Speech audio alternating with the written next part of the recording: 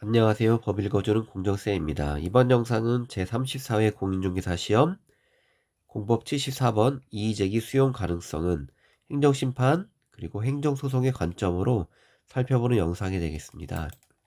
산업인력공단의 정답심사위원회의 심사 기준은 공개가 되지 않기 때문에 저희가 알 수 없지만 이 행정심판이나 행정소송 같은 경우는 결정문들이 공개가 되고 있잖아요. 그리고 행정심판 같은 경우는 제가 참여도 해봤기 때문에 이러한 자격시험에서 어떠한 기준으로 이 정답을 결정하는지에 대해서 한번 살펴보도록 하겠습니다. 먼저 이 대법원 판례를 볼게요. 2009년도 있었던 판례이고요. 공인중개사 시험 불합격 처분 취소 청구에 관한 내용이었습니다. 먼저 판시사항은 공인중개사 자격시험 객관식 문제 출제에서 이 재량권을 일탈 또는 남용한 것인지 여부의 판단 기준. 이 재량권은 이 자격시험 출제자가 갖는 권한이 되겠죠. 이 출제자가 갖는 재량권을 일탈하거나 남용한 것인지를 판단했었습니다.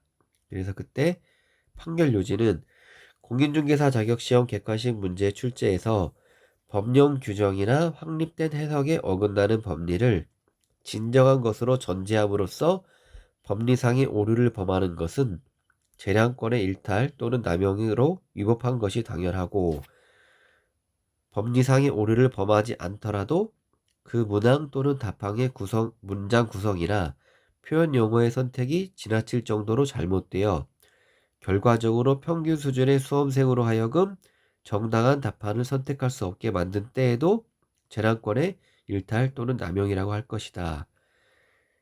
이 지금 문장은 이 판결에서 나왔던 내용이었는데 일단 이것은 인용된 문장이거든요. 이 사법시험에서 이 불합격 취소 처분에 관한 청구가 있었고 그때 판결문에 있었던 내용을 이 공인중개사 시험에서도 인용해서 갖고 왔었습니다.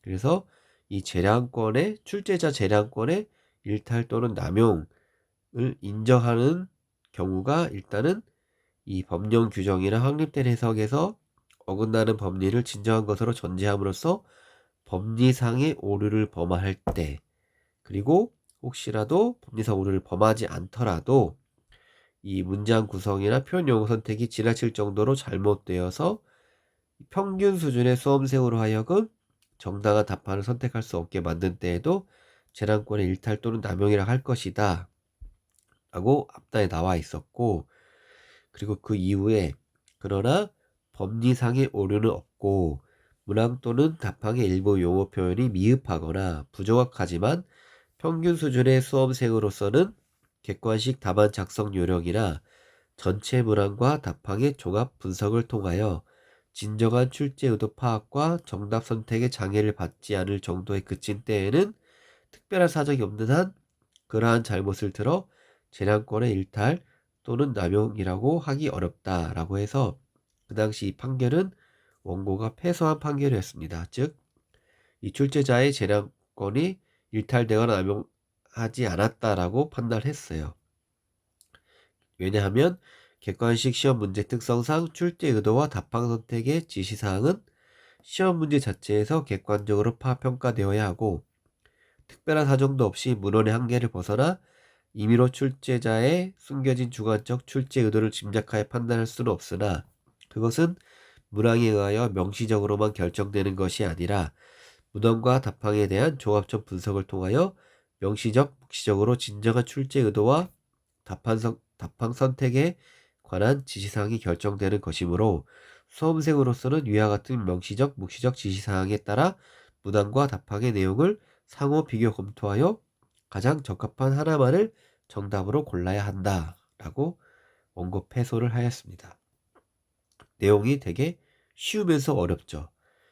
결과적으로 수험생이 출제자의 의도를 파악할 수 있을 정도가 됐다 라고 하면은 그 문제나 아니면 또 답항에 명시하거나 명시하지 않더라도 수험생이 추측할 수 있다고 하면은 수험생은 해당하는 답항 하나를 골라야 한다라고 결론을 내렸었습니다. 그러면 이걸 그대로 저희 문제에 한번 적용을 시켜볼게요. 자, 일단 문항입니다. 갑은 A도 B씨에 소지하는 자동차 영업소로만 쓰는 건축물의 용도를 전부 노래 연습장으로 용도 변경하려고 한다.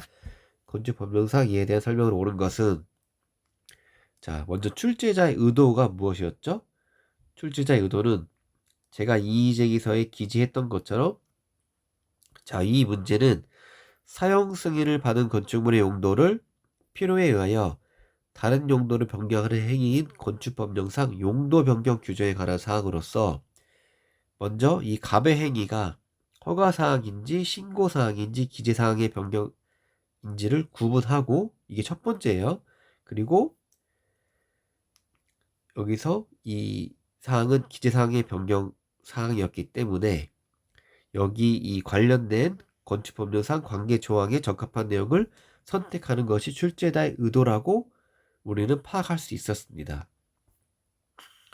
자, 그래서 답항이 1번부터 5번까지 있었고, 해당 내용은 기재사항 변경이었기 때문에, 자, 이 허가나 신고가 아니었어요. 이 항에 따른 허가나 신고가 아니었고, 그리고 이 사용 승인을 받아야 하는 경우도 사용 승인은 이 용도 변경 규정에서 제5항에 나오는데, 역시나 제2항에 따라 허가나 신고 대상인 경우로서 이러이러한 경우에는 사용 승인에 관하여서 준용한다라고 해서 이 기재사항 변경에 대해서는 갖고 오지 않았어요. 그래서 얘도 아니었고, 또 이 5번 같은 경우도, 자, 이 6항에 있었죠. 6항에 허가 대상인 경우로서 용도 변경하는 부분이 이런 경우에는 설계에 관해서 23조를 준용한다라고 해서 이때 여기 건축사 내용이 들어가죠. 그래서 일단은 4번이 된 거였는데, 이 4번에서 가장 중요한 것이 무엇이었죠? 이 갑은 용도 변경을 하려는 자예요. 자, 갑은 용도 변경을 하려는 자인데, 자, 이 용도 변경의 종류는 기재사항의 변경이었고, 기재령의 변경을 신청해야 되는데, 자, 국토교통부령에서 정하는 바에 따라 지금 출제자는 아마도 이것을 관가한 것 같아요. 이 단순히 이 19조 3항만 살펴보고, 아, 그래, 용도를 변경하려는 자, 갑이 신청해야지. 근데 이 국토교통부령을 살펴보지 않았던 것 같아요. 어떻게 보면 기재 내용의 변경에서만 이 건축물의 소유자가 나오잖아요. 소유자 개념이 나오잖아요. 다른 조항에서는 건축주라는 표현을 있고 소유자는 있지도 않습니다. 그런데 가장 중요한 소유자가 지금 빠져 있는 것이 이 문제의 가장 큰 오류라고 저희가 주장을 하고 있죠. 자, 비슷한 문제를 한번 다시 살펴볼게요. 제가 예시로 지난번에 29회 시험을 보여드렸잖아요. 29회는 문장이 건축주 갑으로 시작됐었어요. 근데 31회 때는 이번 회차와 마찬가지로 이 갑의 법적 지위가 나열되지 않았어요. 자, 왜 그랬을까요? 왜 그때는 문제가 되지 않았을지 한번 볼게요. 갑은 A도 B군에서 숙박시설로 사용 승인을 받은 바닥 면적의 합계가 3,000제곱미터인 건축물의 용도를 변경하고자 한다. 자, 일단 문항에서 일단 갑도 용도 변경을 하려는 자예요. 근데 지금 용도 변경 이전에 대한 정보는 나와 있지만 용도 변경 이후에 이 용도에서는 나와 있지 않잖아요. 그러면 답항에서 분명히 나열할 거죠. 자, 이 숙박 시설을 어떤 용도를 변경했을 때는 이게 용도 변경에서 어디에 해당하는지를 선택을 해서 그게 맞는 말이냐 틀린 말이냐를 이제 알려는 게 출제자의 의도였을 겁니다. 자, 다시 정리하면, 자, 우리 이번 회차랑 앞에까지 똑같은데 답항에 따라서, 자, 문항에서는 알려주지 않았어요. 근데 답항에 따라서 이 갑의 행위가 허가냐 신고냐 기재사항 변경이냐 구분하고 거기에 맞는 조항을 찾는 거였죠. 그래서 건축물의 용도 변경, 아까 이 19조 규정의 내용을 다시 한번 살펴보는 내용이었습니다. 자, 그래서 이때 답항이 뭐였냐면, 자, 1번 의료시설로 용도를 변경하려는 경우 신고를 해야 한다. 의료시설은 일단 이 숙박시설은 그 시행령에서 나오고 있는 영업시설군에 포함이 되어 있잖아요. 5번 숫자 5번이 됩니다. 그런데 이 의료시설 같은 경우는 그 바로 6번에 이 교육 및 복지시설 군에 포함되어 있어서 하위 군으로 내려가잖아요. 그래서 신고 사항이 되는 거죠. 자, 그리고 2번 같은 경우는 종교시설로 용도 변경하려는 경우, 종교시설 같은 경우는 4번에 문화집회시설 군이기 때문에 허가 사항이 됩니다. 전혀 문제가 없었고, 이 3번이 답이었죠. 갑이 바닥 면적 합계 1000제곱미터의 부분에 대해서만 업무시설로 용도를 변경하는 경우에는 사용 승인을 받지 않아도 된다. 이 19조 용도 변경 보면은 제2항에 따른 허가나 신고 대상인 경우로서, 자, 업무시설로 변경하려는 경우, 먼저 업무시설은 어디에 포함되어 있죠? 8번에 있습니다. 주거 업무시설군에 있기 때문에 일단 신고사항이에요. 신고사항이기 때문에 이 5항에 따라서 적용을 받아야 되고, 그리고 용도 변경하려는 부분의 바닥 면적 합계가 100제곱미터 이상, 1000제곱미터 이상 하기로 되어 있잖아요. 그럼 사용 승인에 관해서는 22조를 준용한다. 22조는 사용 승인에 대해서 나와 있고, 사용 승인의 주체가 누구라 표현되어 있냐면 건축주예요. 자, 건축주였습니다. 건축주. 건축물의 소유자가 아니었습니다. 건축주가 신청하는데, 지난 영상이 바로 직전 영상에서 어떤 결론이 있었죠? 판례가 있었죠?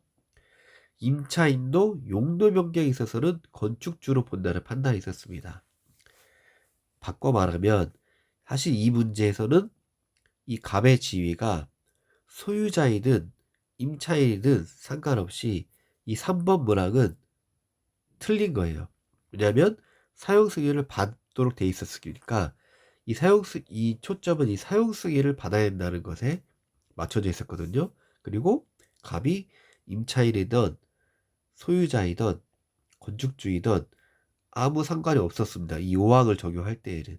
그런데 지금 저희 문제 같은 경우는 반드시 건축물의 소유자만 기재대응 변경사항을 신청할 수 있기 때문에 당연히 문항에서도 그게 전제되지 않으면 수험생이 판단할 수 있는 기준이 없다. 즉 명시적, 아까 앞에서 살펴봤던 판례 내용에 일단 재량권의 일탈 또는 남용을 판단할 때는 법리적으로 오류가 있나 없나를 살펴보는 거였어요. 그런데 기재 내용의 변경은 무조건 건축물 소유자가 있어야 되는 법령상의 규정이 정해져 있고, 그리고 거기에 이 지금 살펴보고 있는 문항 같은 경우는 건축주나 지금 임차인이나 이 사용승인을 적용하는 데 있어서 아무 문제가 없어요. 법령상에는. 그렇기 때문에 이런 차이가 있어서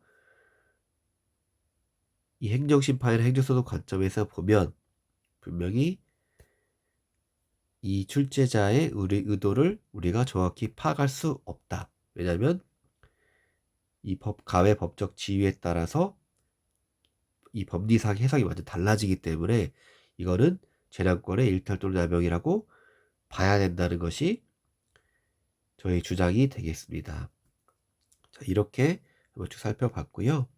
영상 시청해주셔서 감사드리고, 이 이의제기 가능성, 수용 가능성에 대해서 많은 분들이 예측을 많이 해보고 계신 것 같은데 사실 아무도 모릅니다. 아무도 모르지만 이렇게 행정심판이나 행정소송 사례를 봤을 때 여러분들이 판단하실 때 좀 도움이 될 것 같아서 영상을 올려드렸습니다. 그럼 다음 영상에서 뵙겠습니다. 고맙습니다.